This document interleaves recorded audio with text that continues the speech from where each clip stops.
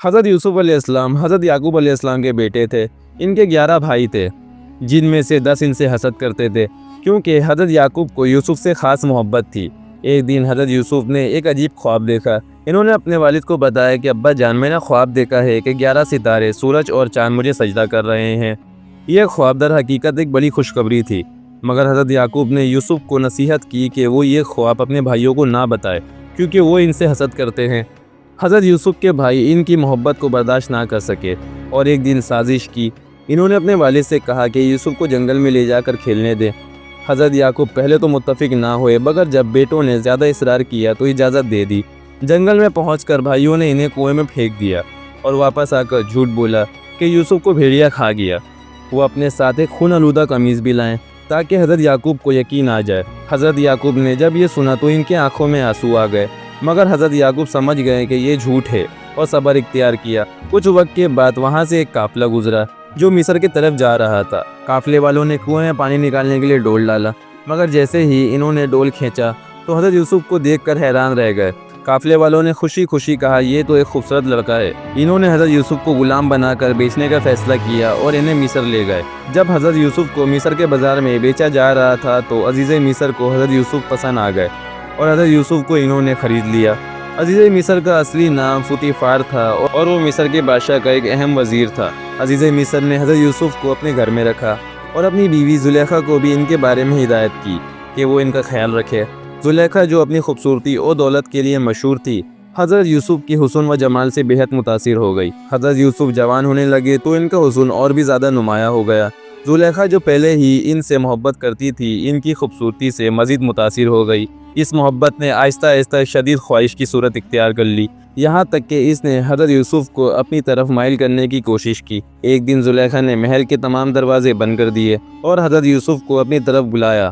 وہ ان کی قریب آئی اور کہا، آ جاؤ، میں تم سے محبت کرتی ہوں۔ یہ ایک بہت بڑی آزمائش تھی، کیونکہ زلیخا نہایت حسین اور با اختیار خاتون تھی، مگر حضرت یوسف جو اللہ کے برگزیدہ نبی تھے، انہوں نے فوراً بھاگنے کی کوشش کی، مگر زلیخا نے ان کا پیچھا کیا اور ان کا کرتا پیچھے سے پکڑ کر پھاڑ دیا۔ اسی لمحے عزیز مصر دروازے پر آ گیا اور زلیخا نے فوراً معاملے کو اپنے حق میں کرنے کے لیے یوسف پر الزام لگا دیا۔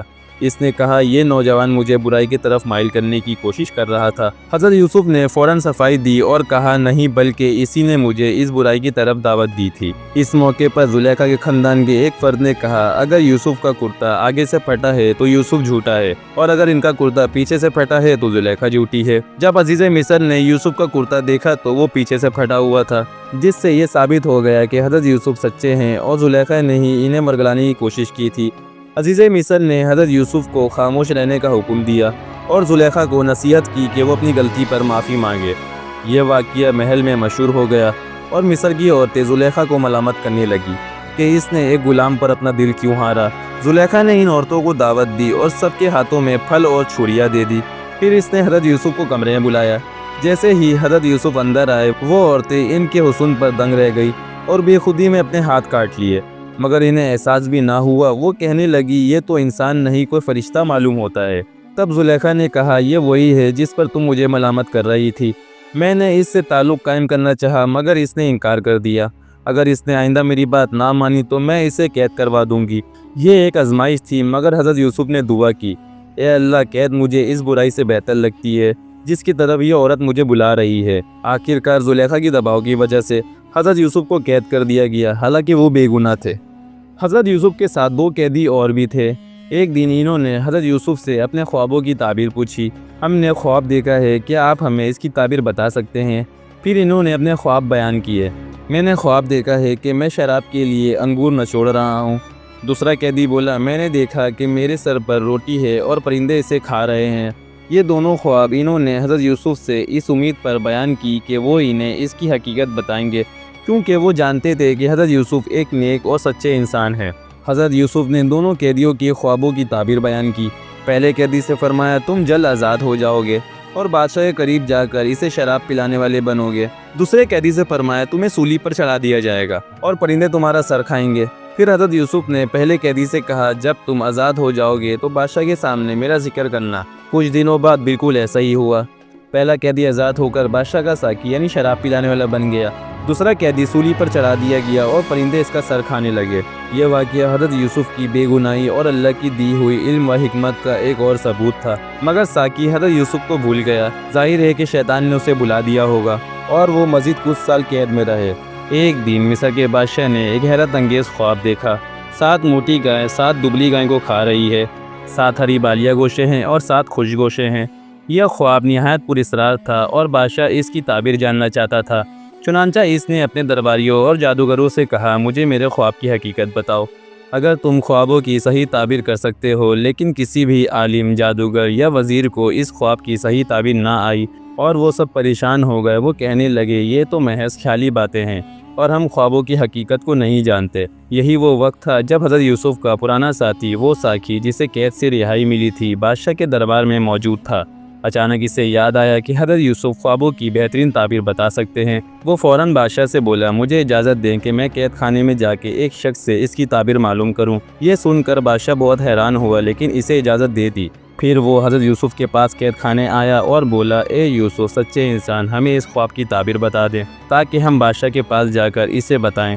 حضرت یوسف نے اللہ کی دی ہوئی حکمت سے اس خواب کی تعبیر یوں بیان کی، تمہیں 7 سال تک خوب پیداوار ملے گی، لیکن اس کے بعد 7 سال سخت قحط پڑے گا جو ساری فصل اور ذخیرہ ختم کر دے گا۔ اس کے بعد 1 سال ایسا آئے گا جس میں بارش ہوگی اور لوگ خوشحال ہوں گے۔ حضرت یوسف نے بادشاہ کے لیے ایک مشورہ بھی دیا، پہلے 7 سال میں جتنا غلہ اگے اسے زیادہ تر ذخیرہ کر لو اور کم استعمال کرو تاکہ قحط کے سالوں میں وہ تمہارے کام آ سکے۔ یہ تعبیر نہ صرف خواب کی وضاحت تھی بلکہ ایک عظیم حکمت اور مستقبل کے منصوبے کی نشاندہی بھی تھی۔ جب ساقی نے بادشاہ کو یہ تعبیر بتائی تو وہ حیران رہ گیا اور فوراً حکم دیا کہ حضرت یوسف کو قید سے نکال کر اس کے دربار میں لایا جائے، لیکن حضرت یوسف نے فوری طور پر باہر آنے سے انکار کر دیا اور کہا، پہلے بادشاہ اپنی عورتوں سے پوچھے کہ انہوں نے میرے بارے میں کیا کہا تھا تاکہ سب پر میری بے گناہی ثابت ہو۔ بادشاہ نے فوراً زلیخا اور دیگر عورتوں کو بلایا اور ان سے پوچھا، تم نے یوسف کے بارے میں کیا معاملہ کیا تھا؟ عورتوں نے جواب دیا، اللہ کی قسم ہم نے یوسف میں کوئی برائی نہیں دیکھی۔ زلیخا بھی بولی، اب سچ ظاہر ہو گیا ہے، میں نے ہی یوسف کو بہکانے کی کوشش کی تھی، مگر وہ بالکل سچا اور نیک انسان تھا۔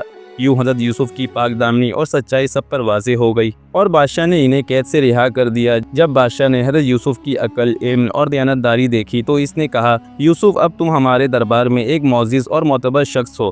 تب حضرت یوسف نے بادشاہ سے کہا، مجھے ملک کے خزانے کی نگرانی سونپ دیجیے کیونکہ میں اس کام کے لیے امانت دار اور علم رکھنے والا ہوں۔ بادشاہ نے حضرت یوسف کو مصر کے خزانے کا سربراہ بنا دیا اور اب وہ ایک عام قیدی سے بادشاہ کے وزیر بن چکے تھے۔ پھر انہوں نے اپنی حکمت اور دانشمندی سے مصر کو ایک طاقتور اور خوشحال سلطنت میں تبدیل کر دیا۔ ان کے دور میں کئی اہم واقعات پیش آئے جو تاریخ میں بڑی اہمیت رکھتے ہیں۔ جب بادشاہ نے حضرت یوسف علیہ السلام کی تعبیر کی سچائی اور ان کی حکمت سے متاثر ہو کر انہیں وزیر خزانہ بنایا تو انہیں مصر کے تمام معاشی معاملات اور خزانے کی نگرانی سونپ دی گئی۔ اور ایک دن بادشاہ نے کہا، یوسف آج سے تم ہمارے دربار میں معزز اور قابل اعتماد شخص ہو۔ حضرت یوسف علیہ السلام نے 7 سالہ قحط کے بارے میں پہلے ہی پیشن گوئی کر دی تھی، اس لیے انہوں نے خوشحالی کے 7 سالوں میں اضافی غلہ ذخیرہ کرنے کا منصوبہ بنایا۔ کاشتکاروں کو ہدایت دی کہ فصل کا ایک بڑا حصہ جمع کر کے مخصوص گوداموں میں محفوظ کیا جائے۔ غلے کو محفوظ رکھنے کے لیے خصوصی تدابیر اختیار کی گئی تاکہ وہ خراب نہ ہو۔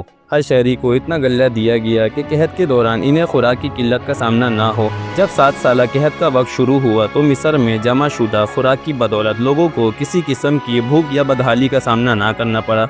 دوسرے ممالک میں بھوک اور تباہی پھیل گئی اور مختلف علاقوں سے لوگ اناج لینے کے لیے مصر آنے لگے۔